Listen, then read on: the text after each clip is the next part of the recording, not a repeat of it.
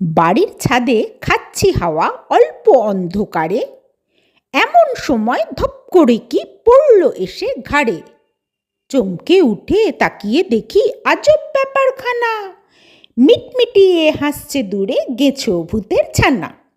ভয় লুকিয়ে বুক চিতিয়ে শুধাই আসার কারণ, গেছোর ছানা বলল, ওসব জোরে বলা বারণ।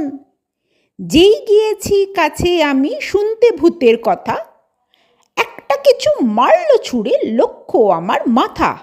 হা হা করে ছানা গেছো উঠল জোরে হেসে, বাদর মুখী রঙে গেল আমার শরীর ভেসে। গেছো ছানা বলল, ওরে পাসনি আমায় ভয়, খেলবো হোলি রং দেব না তাই কখনো হয়। রঙিন হয়ে থাকিস সবাই এবার তবে চলি, ভূত সমাজের তরফ থেকে তোদের